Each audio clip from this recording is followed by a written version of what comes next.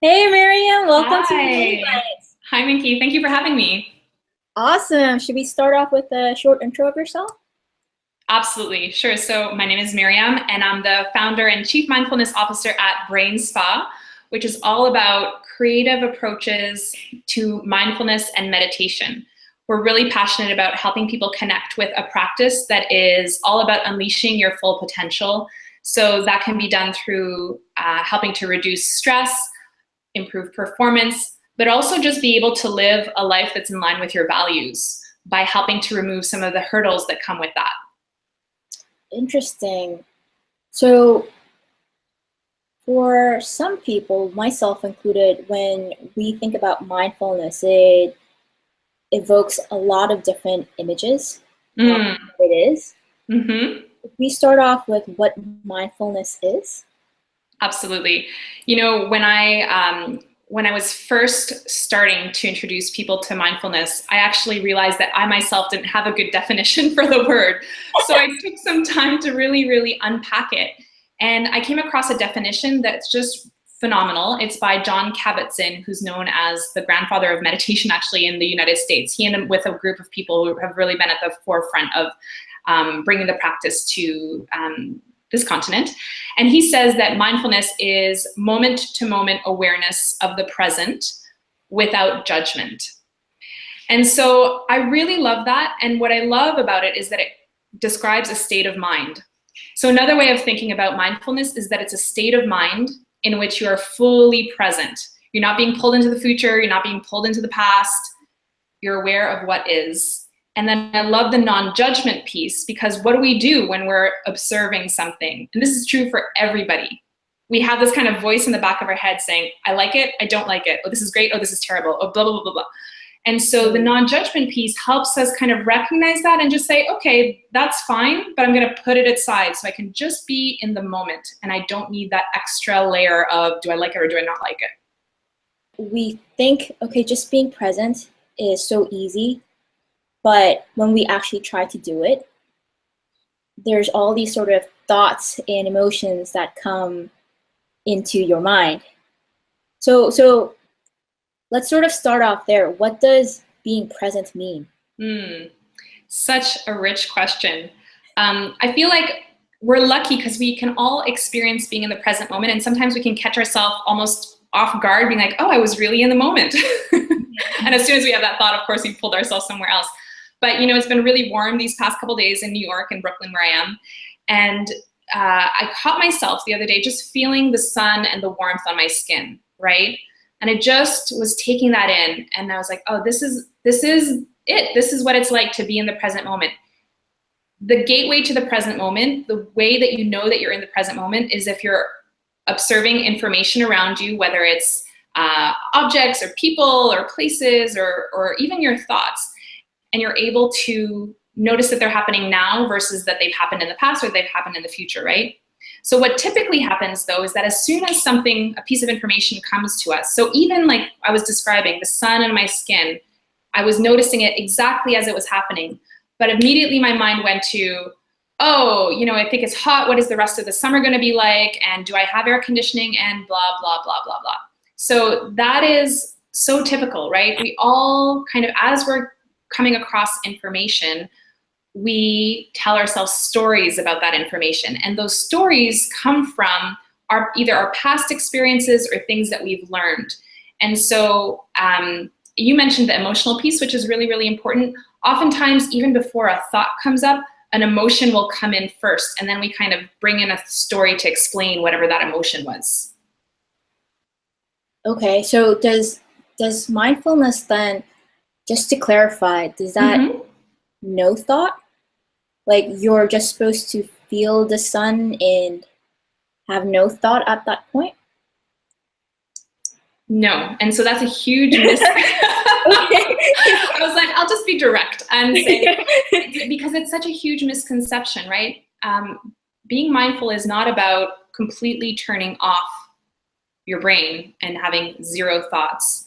It's so I was mentioning about the information, whether it's the sun in the sky or the people walking by you, or even the thoughts coming through your mind, like those things are happening in the moment, so you can become aware of them. That's what it means to be present. It's just becoming aware of what is happening for you. And so if a thought is happening, that's your reality. That is the present moment. Where it becomes outside of the realm of mindfulness is when that thought then loops into a story that brings your awareness and your attention somewhere completely different than where you're at, right? So in the example that I was giving, I was describing this story of how I was in the moment, feeling the sun and enjoying it, and noticing thoughts around how, oh, this is a really nice experience. And then my brain kind of fast-tracked into the future and said, what is it going to be like in the future? The future is not obviously the present. That's what we're super clear about. Right. And then I started kind of having these feelings of nervousness around, like, is it going to be a really hot summer? Is my air conditioning going to make it through the summer? Those kinds of questions. That was pulling me out of my present moment experience and projecting me into the future, where I was feeling all of these emotions and thoughts that were not even about my actual experience. So that is outside of the bounds of mindfulness, right? Where I can come back into the bounds of mindfulness and say, oh, I'm having these thoughts, and these thoughts are carrying me into the future. I don't need to play that game. I don't need to follow that loop. I can still make the choice to be here now. So it's not necessarily that today's awesome, sun is fabulous, I'd like to get ice cream, and then thinking, oh, I shouldn't be thinking I should get ice cream. But it's more like just recognizing, oh, ice cream, okay, come back. That is such a great example, yes. Interesting, interesting. So at Winnie and during our programs, we also like to incorporate a lot of mindfulness into how we relate to money. Mm-hmm.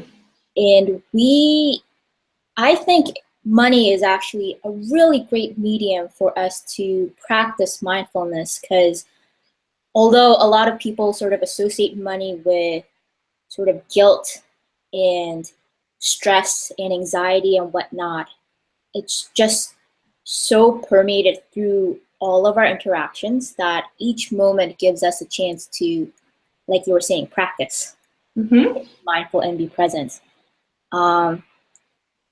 So with that concept in mind, I'd love to sort of seek your advice on if we are trying to incorporate a more mindful relationship with our money. Let's start off with the negative. Get the bad part over first. If there's anxiety-inducing or stress-inducing sort of emotions associated with money, is there a way to,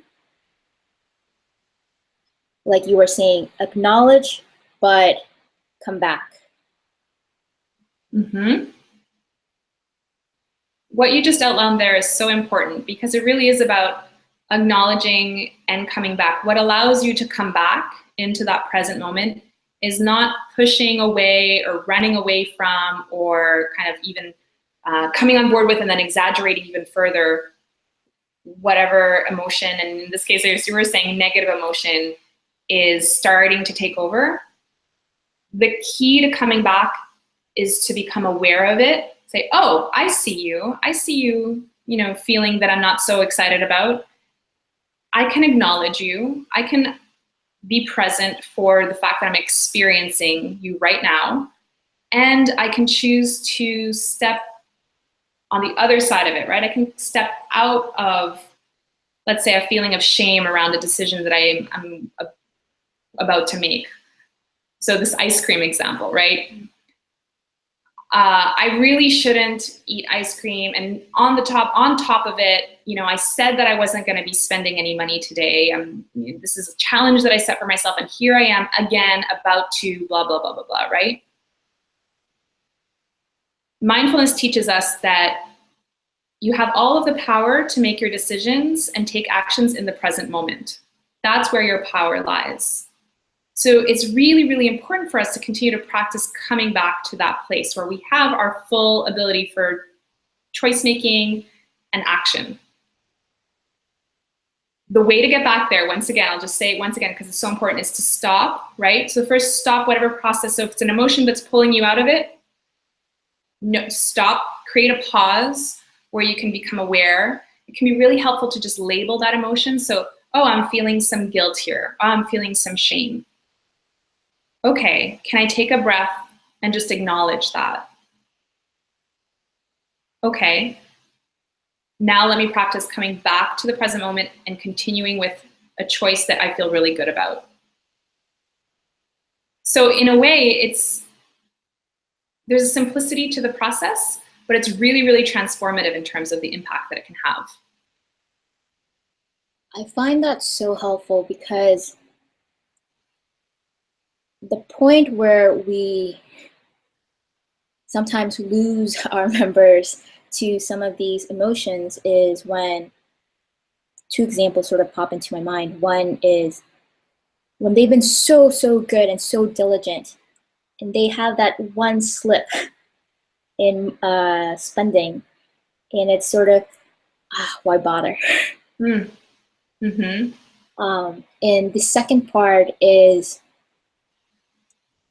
they start on the journey, and it's sort of like midway, and they sort of get this crushing feeling it's never going to end. Mm-hmm. Like the debt is still there and it's still big. Mm-hmm. My student loans, it's like it's going to follow me until past my retirement. Or these kind of sort of emotions. And in both scenarios, we see that it's definitely a journey that takes a long time. And sometimes you do need to sort of take the emotion out of it because it's not helping you at that point. And it's sort of, you still gotta, take one step at a time, but that emotion is sort of making you stagnant. Is there a way for us to recognize, this is an emotion, this is a thought, this is not what I'm really feeling? So I agree with you that in both scenarios, it's actually at the core very similar. It's the emotion of almost like a feeling of overwhelm is creating a divergence from a goal, right? And that's why I think it's so wonderful what you're doing in terms of helping people connect in really with the values that they most believe in. Like what is the goal that I'm working towards, or what is the value that I want to hold on to here that's going to help guide me? And these are certainly long-term things. Like there's nobody saying that they're not a journey that take many steps. But with the accumulation of each step, you're getting somewhere. So it's really so wonderful to come at it with that framework. The next thing is to then set the emotional expectation to say, I will be challenged along this journey. You can almost think of it as an adventure, right? There will be things that will come up and kind of try to distract me here or like take me off track there. I have an example with food which I think is hilarious. Every time that I decide not to eat chocolate for a week, literally I know, why would I do that? I don't even know, but no, just a personal challenge. Every time I decide no chocolate for a week, everybody offers me chocolate. It's the most hilarious thing ever. And I was like, okay, well now I know to expect that. And it's kind of like, it's a funny thing, right? Rather than like this overwhelming thing. But here's where mindfulness comes back in. When we're practicing mindfulness regularly, we're so much more equipped to be able to have distractions become things that can move through us rather than block us or become stuck in us, right? When we're practicing noticing, so if we're working towards mindfulness, a state of mind of being really as they are without judgment, we can notice when an emotion rises, see it for what it is, and not be afraid of it or not be intimidated by it. I would actually suggest that instead of throwing that emotion away or saying like, I don't have time for you right now, the way that I think about it is I bring it closer to me, actually. I say, oh, I'm feeling overwhelmed. wow, that's a really hard emotion to carry. That's a lot. I'm dealing with a lot. What would I do if this emotion were a child? Seriously, like these are some of the tricks, right? To help to tap into a sense, and now this is another piece, which is compassion. Tap into a sense of just being gentle with yourself, because that's what enables the acceptance, right? If we unpack what acceptance is, and I mentioned before, you need to accept. To be able to move through something, you absolutely need to accept. Acceptance requires a little bit of a softness. It requires a little bit of like a sense of just understanding, and like, again, it's really fun to think about it as a child, because like if a child makes a mistake, we're not like, oh, you made that mistake again. Like, here's this bad emotion again. Like, what are you doing? You're like, oh, okay, I understand. You're learning here. You're practicing. And in practicing, it doesn't mean that every single time you're going to get it right. But what's really important is that you're practicing. And so that's where I feel it's really important for people to make the connection that you're suggesting between mindfulness and money. We know, as for a given fact, in our relationship with money, that we're going to come across different types of challenges. And a lot of them are going to start as emotional ones. So if we can become aware of them and kind of like hold them close, that allows us to accept them and move on. That's really helpful. Just be a bit more kind to yourself. Exactly. That's really helpful. Thank you. And it's amazing. Study after study shows that, like, we know two ways of helping to change behavior, right? One is kind of more like holding the stick above our own heads. I'm talking about, like, this is the stick that I'm, like, the voice inside of me is holding above myself, right? And we believe that that's the most effective way to get ourselves down a path, is being really, really hard. But study after study shows that, in fact, being gentle and compassionate, and that doesn't mean, every single time letting yourself slip and being like, oh, oops, oh, okay, well, I guess I'm just going to be kind with myself and let that one go. It's like genuinely, working towards a value.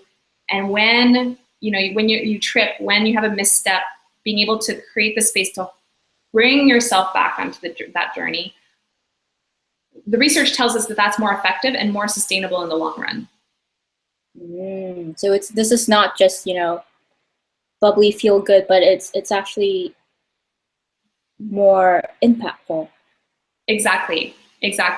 Yes. I mean, it's so wonderful that there's been this great connection between mindfulness meditation and neuroscience and social psychology. So a lot of the practices that we kind of intuitively know and that also have been validated by traditions that have millennia behind them are also now being validated in the lab. So these practices help affect changes at the level of the wiring of our brain. It helps affect changes in our nervous system as well.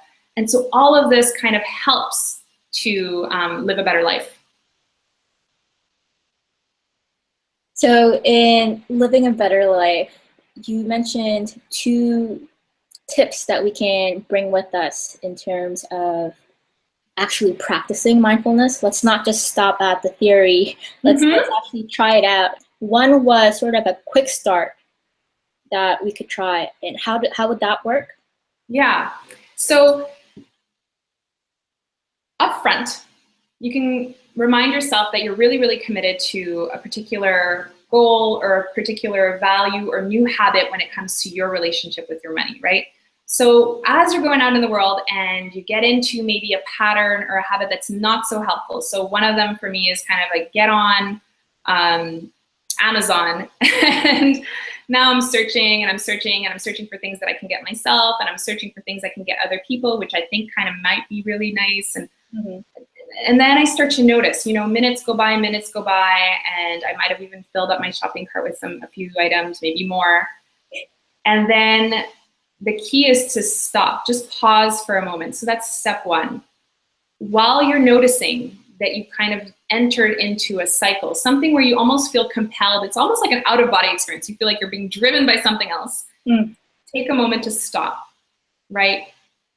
That stop creates the pause where so many things can happen, right? So the next step after stopping is to bring yourself into the present moment. I'll give you two suggestions on how to do that. One is actually simply to take a really nice, long, deep breath. We can do that right now.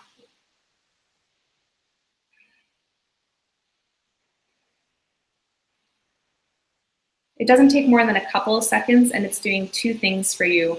It's helping to activate the parasympathetic nervous system of your body, so that's the calm nervous system of your body, which is what allows you then to move beyond any part of you that's kind of going in a habitual pattern, so that you can move into the more higher order executive functioning parts of your brain, so that you can bring back your ability in the moment to make a decision rather than just kind of spin out.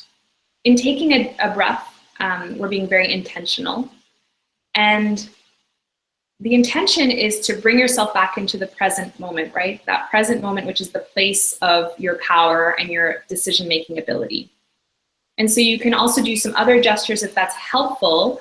In the example I was giving, instead of having my hands on my keyboard, I might literally pick up my hands and just place them on my lap. Or if I'm in a store standing, I might actually just feel my feet on the ground. So you're helping to kind of gather your awareness out from this external driving force of the pattern, just right back to the present moment, right back to your body, really. And then after that, so taking one breath, two breaths, you might even feel like taking 4 or 5 breaths. The key is really just one deep breath. Now you're in the present moment. And you can, at that point, help to shift your mindset by asking yourself a question or bringing to mind the value that's really, really important to yourself. So I'll give you an example. I have another friend who was working towards an objective of going to school. And so she asked herself, is this most supportive on my path to my degree? So whatever is most important to you, whatever is your actual driving value in life, bring that up and say, what would that do? What would my value do? Just to summarize, then you take one deep breath or a few more if you need be. Then you either touch or sense your bodily presence. And then third, you ask yourself your life value question mantra. And you also mentioned, so this is sort of like a Kickstarter. But there's also sort of a longer sequence that we could try. Yeah, exactly. So in the short sequence, right, the outcome, I'm not so concerned about the outcome. The outcome might be, oh, you'll continue, I might continue shopping and I'm going to press buy. That's okay, because the practice of having brought awareness interrupted the process is changing your pattern. Even if the outcome doesn't show it immediately, you have done something for yourself that's very, very important. And cumulatively, it will make a difference. So that's great for the short-term one.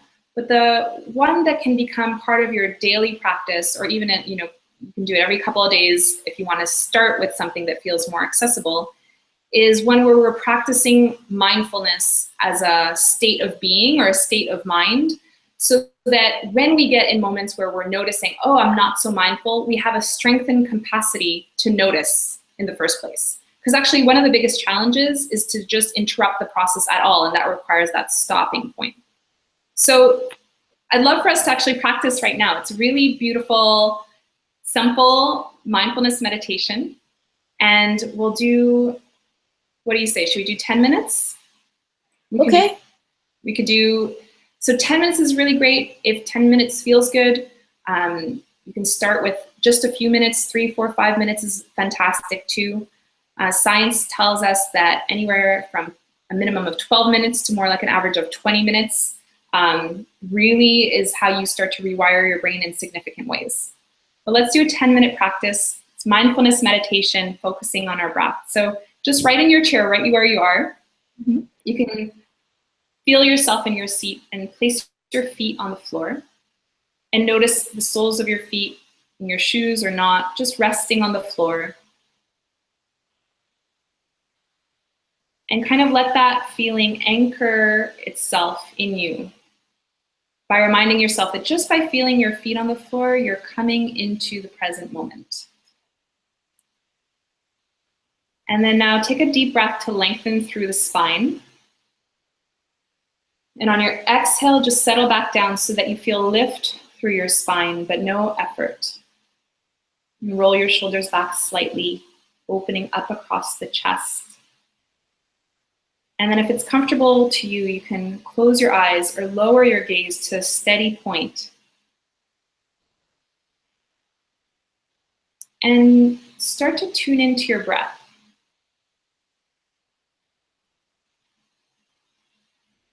And notice what it feels like to be here in the seated posture.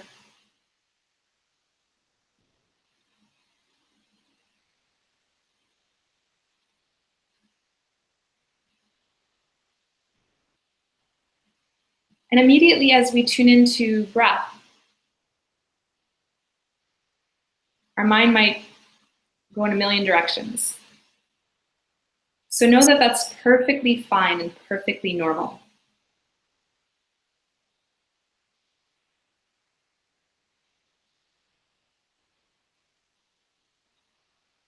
In tuning into the breath, feel the air as it moves in through your nose.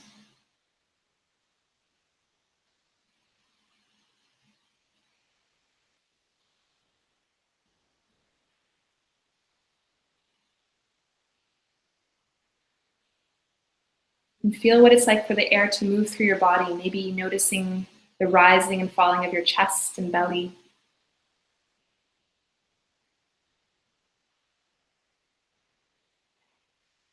And let the breath be exactly as it is.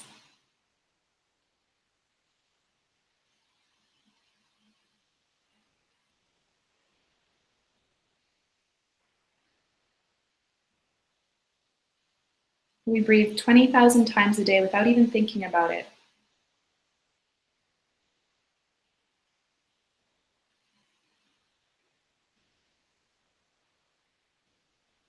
So right now is about just bringing awareness to the breath without needing to change or manipulate it.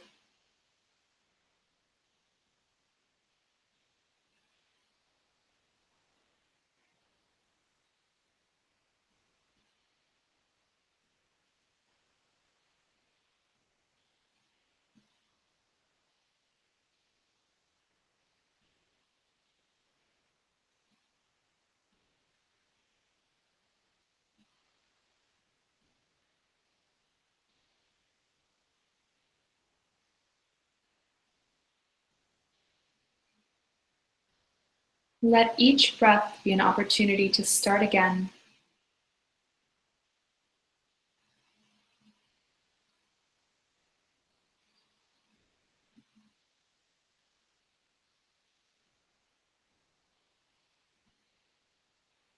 Every inhale, a new beginning.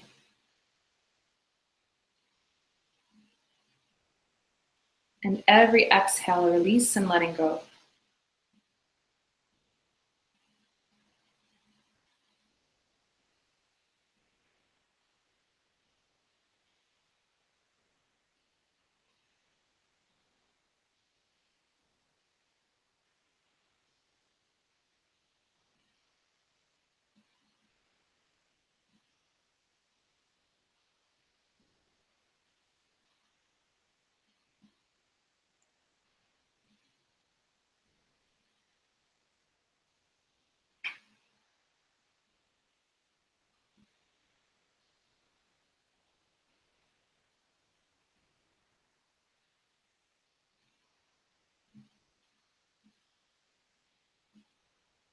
Notice where your mind is now.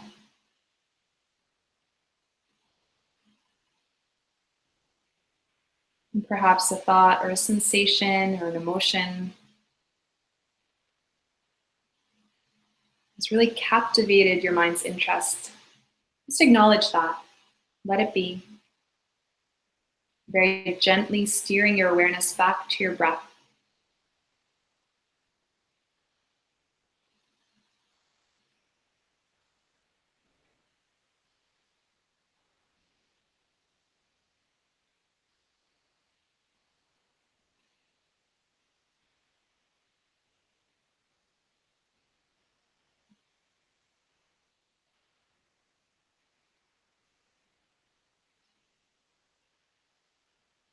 Notice the rhythm of your breath.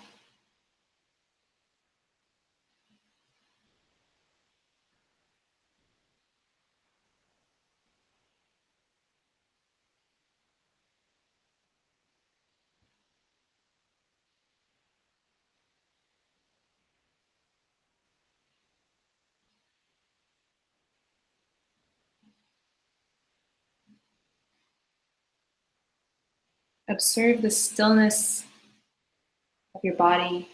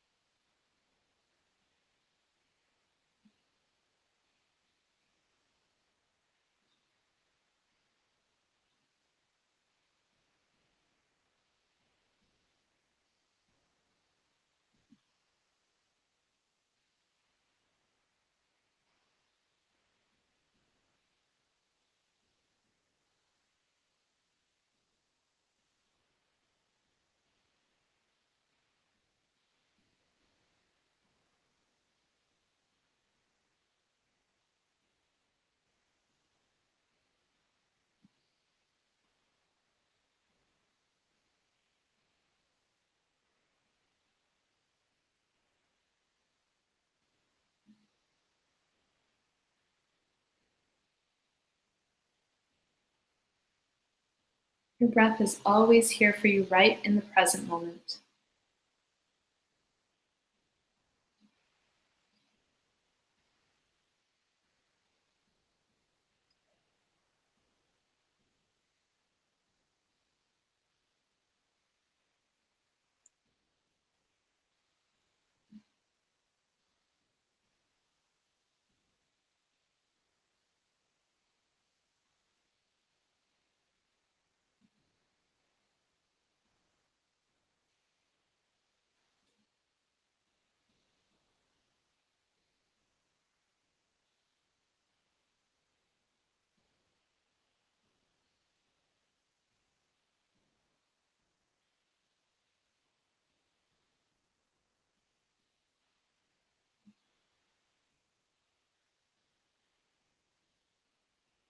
And as we begin to conclude this practice, bring your awareness once again to the sensation of your breath, the rising and falling of your chest and belly.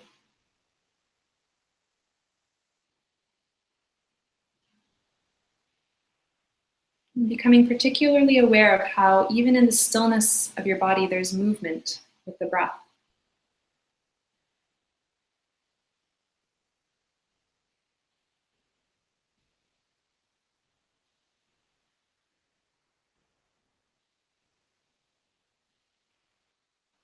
And let that movement become amplified by taking one really deep breath, inhaling and exhaling fully. At the very bottom of your exhale, as you return to normal breath, drop your chin to your chest, stretching out the back of your neck. Take a moment here to appreciate what you've just done for yourself. Appreciate how you feel. And when you're ready, in your own time, you can very slowly open your eyes and maybe take some stretches, rolling your shoulders, lifting the arms up.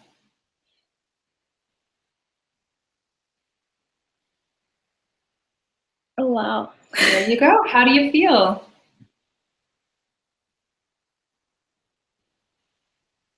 Speechless. Speechless. There was a point when I became really sort of interested in all the surrounding noises. Yeah. And then thoughts that popped into my head. And then also like the good Minky versus the bad Minky. Like, I shouldn't be thinking this. And then, and then I remembered, like, even the thought of I shouldn't be thinking this is judgmental, like what you said in the very beginning. And then at that point, you mentioned, come back to the sensation of the breath. And I think that's the small moment when I kind of got it. I need a lot more practice, but I kind of got it. And it sort of like just dissipated all my other thoughts. Wow. Very cool. That's exactly it. I'm so glad you noticed that. It's we were talking about the definition of mindfulness at the beginning. The definition of meditation is that it's the practice to help cultivate mindfulness. And that practice is not about turning off thoughts.